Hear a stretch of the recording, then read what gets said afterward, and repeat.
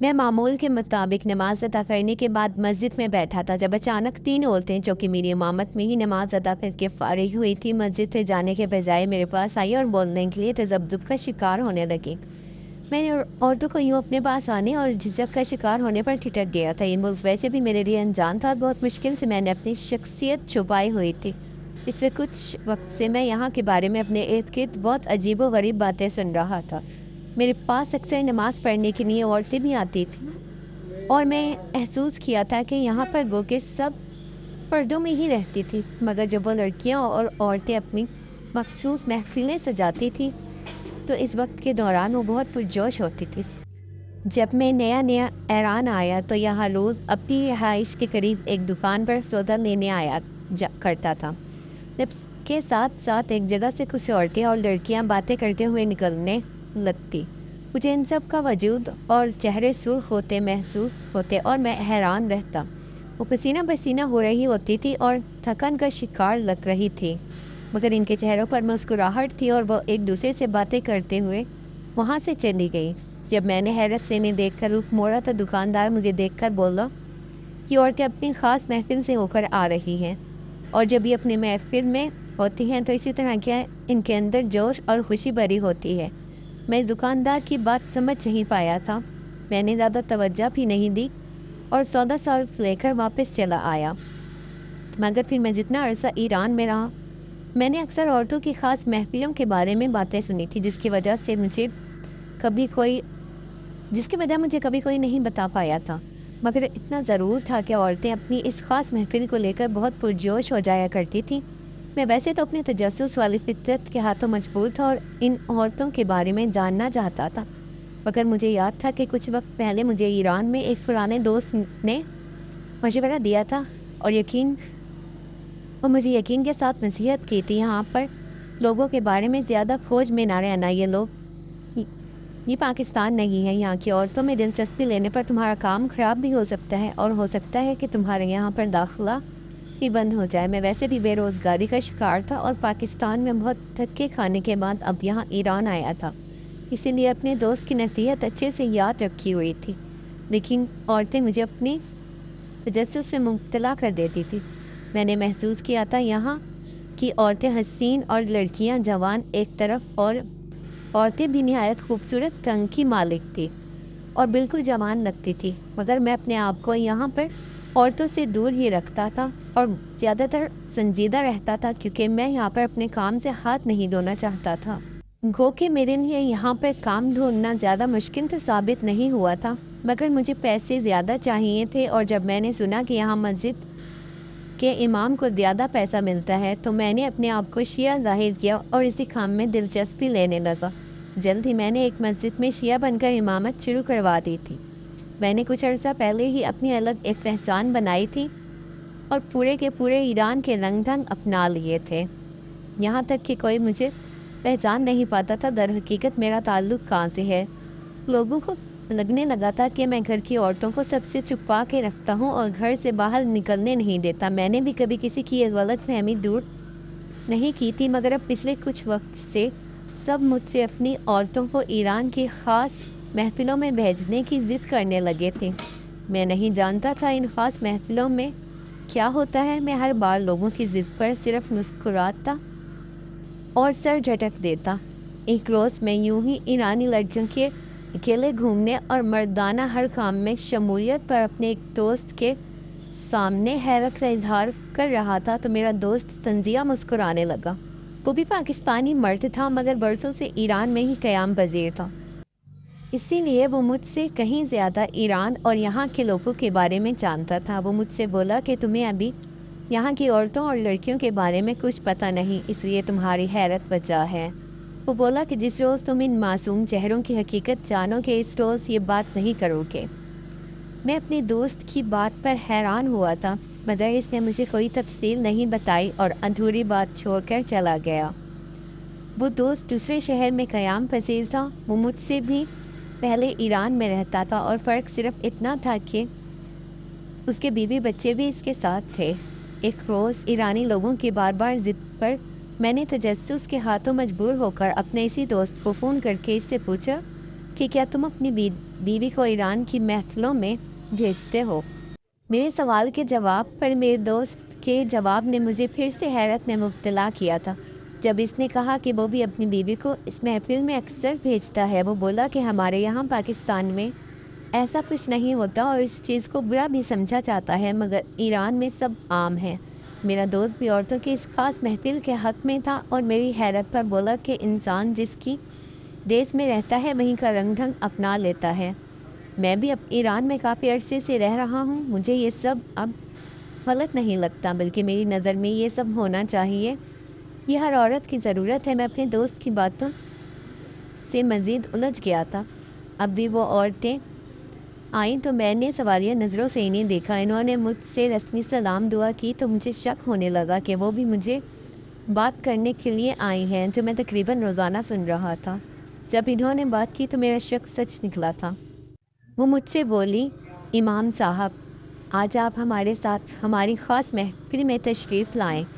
मैंने इनकार करना चाहा। वो बोली कि इमाम साहब, ये महफिल हम औरतों के लिए बहुत ज़रूरी है। जान जाने आप अपनी औरतों को घर में बंद क्यों रखते हैं और हमसे मिलने नहीं देते, जबकि ये महफिल भी हम औरतों की ज़रूरत है।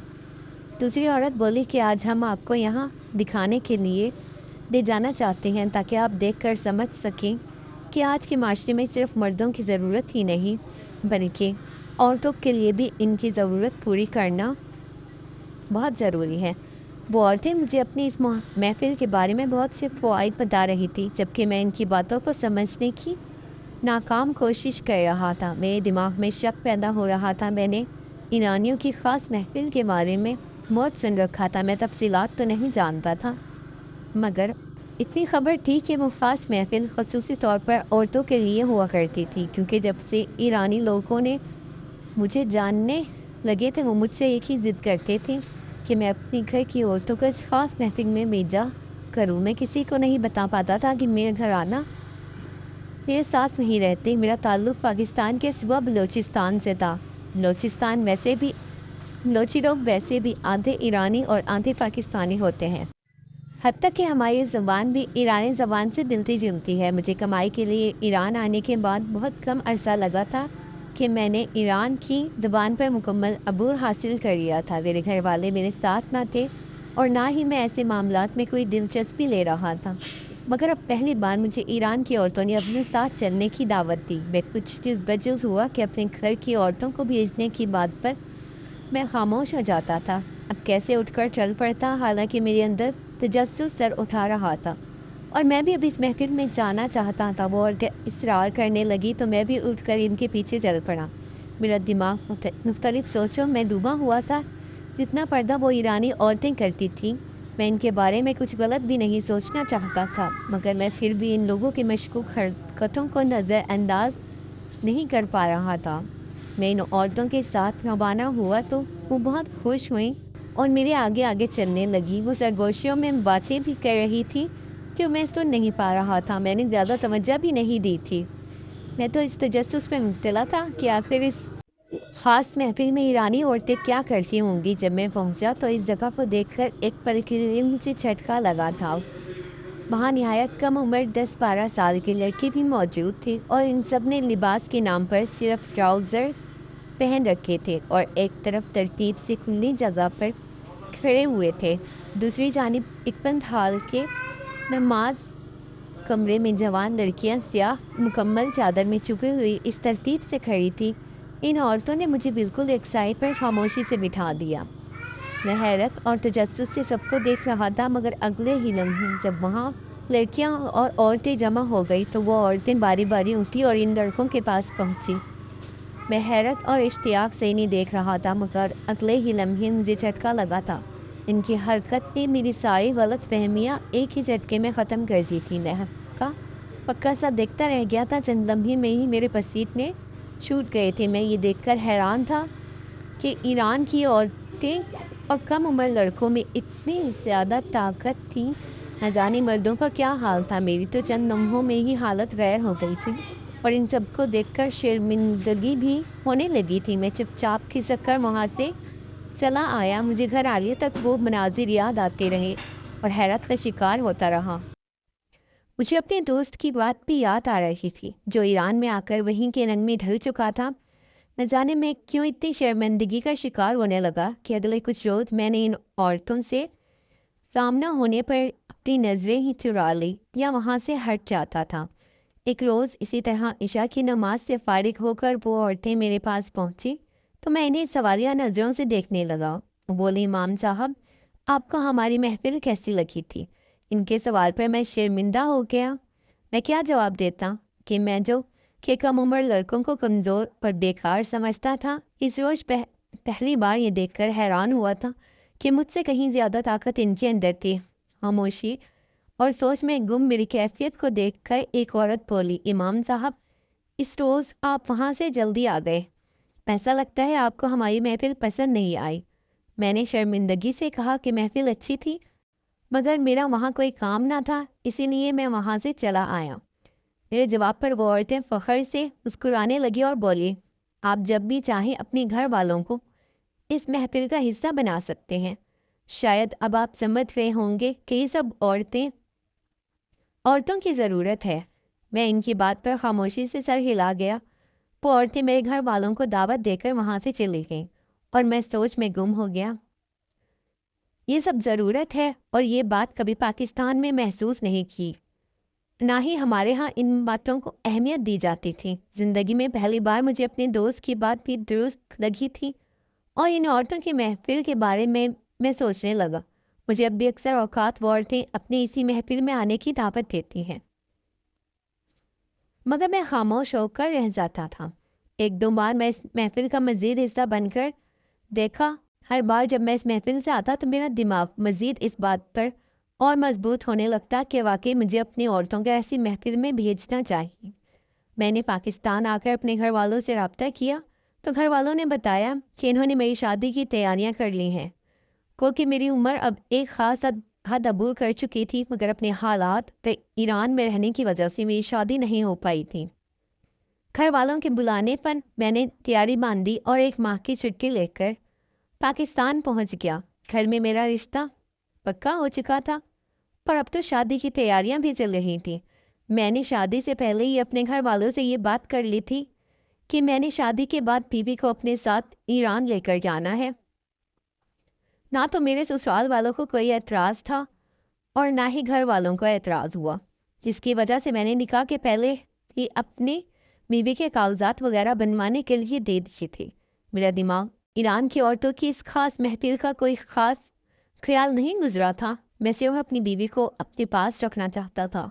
जब मेरी शादी हुई तो बीवी के कागजात में कुछ मसला हो गया था, जिसकी वजह से मैं अकेला वापस ईरान आ गया और बीवी को बाद में बुलाने का सोच लिया था।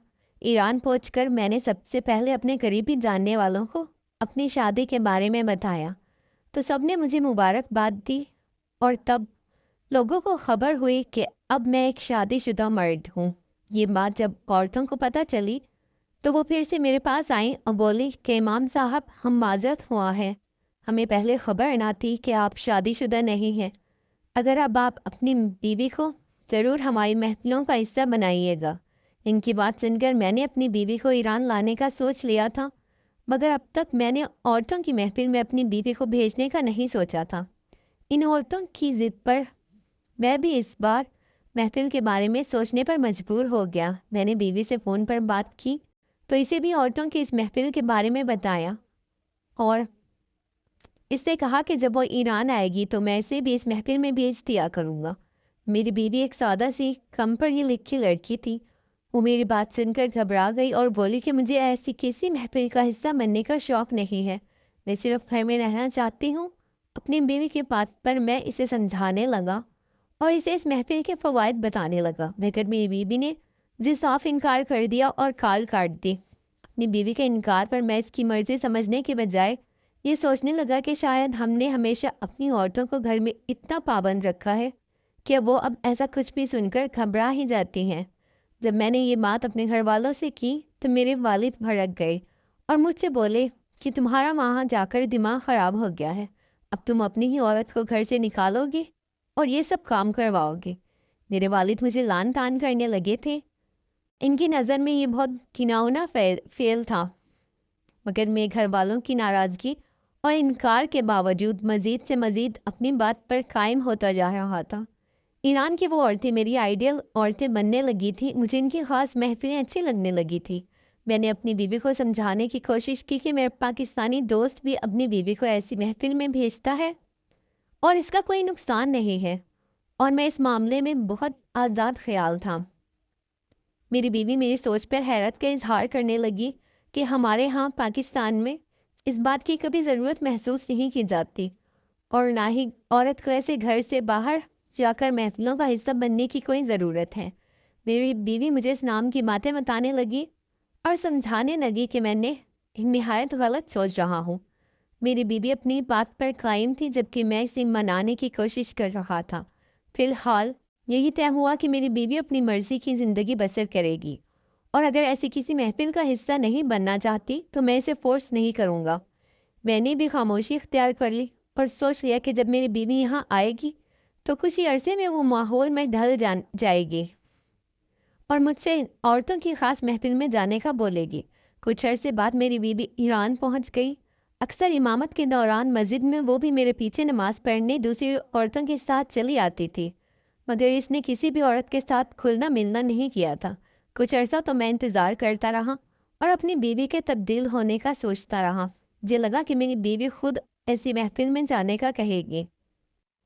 کچھ عرصے تک تو میری بیوی نے مجھے اس بات کا نہیں کہا، مگر میں چاہتا تھا کہ میری بیوی ایسی محفلوں میں جائے، ان کا حصہ بنے، لیکن اس میں کوئی تبدیلی نہیں آئی تھی۔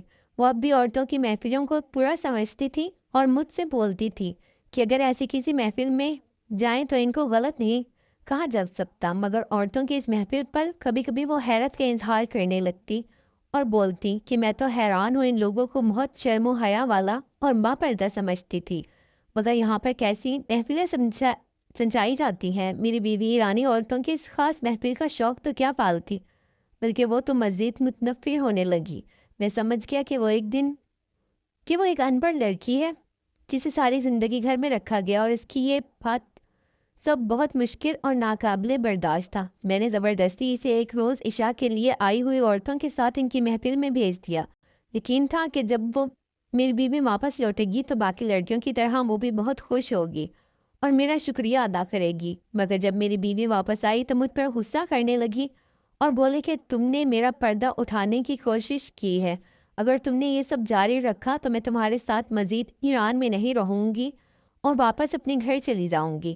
اپنی بیوی کی باتیں مجھے حیرت میں مبتلا کر دیتی تھی۔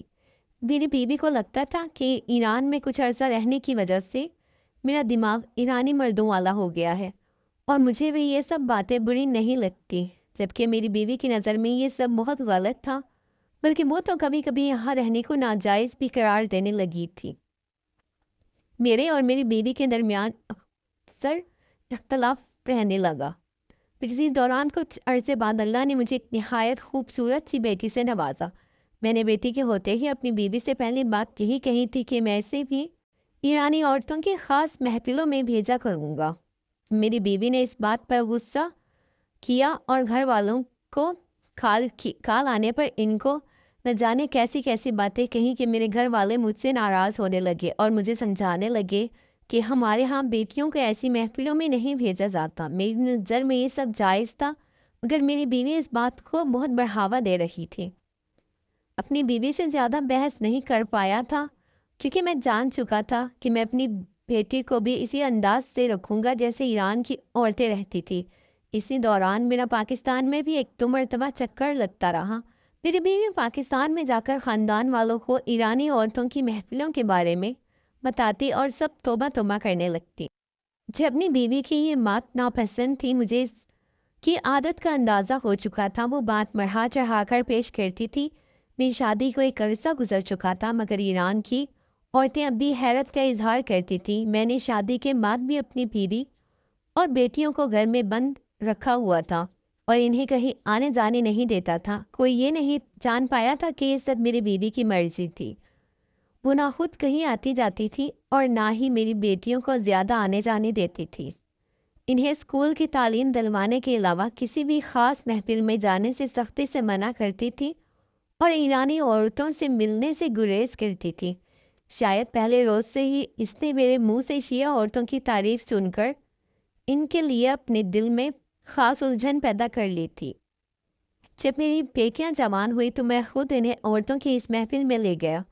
इन औरतों ने मेरी बेटियों को बहुत दिल से इस्तकबाल किया और इन्हें अपने साथ हर काम में शामिल रखा। मेरी बीवी इस बात से बहुत सख्त नाराज़ हो रही थी। इसे लगता था कि लड़कियों के ऐसे मेहनत वाले काम नहीं करने चाहिए। इसे ये बेइज्जती की बात लगती थी, मगर मैं अपनी बेटियों को इतना बहादुर बनाना चाहता था कि कोई भी मर्द इनकी तरफ नज़र उठाकर ना देखे।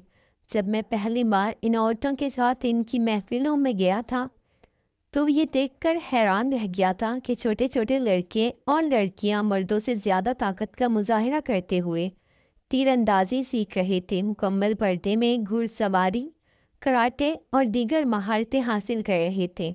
इन सब ने मुझे एक लम्हे के लिए शर्मिंदा कर दिया था, क्योंकि जितनी तेज़ रफ्तारी से वो लोग खुद को बहादुर बना रहे थे, कोई इन्हें नुकसान पहुंचाने का तो सोच भी नहीं सकता था। हम जैसे मर्द तो आज भी इनका मुकाबला नहीं कर सकते। ये लड़कियों और औरतों की ख़ास महफिल थी जहाँ इन्हें मजबूत बनाने की तरबियत दी जाती थी।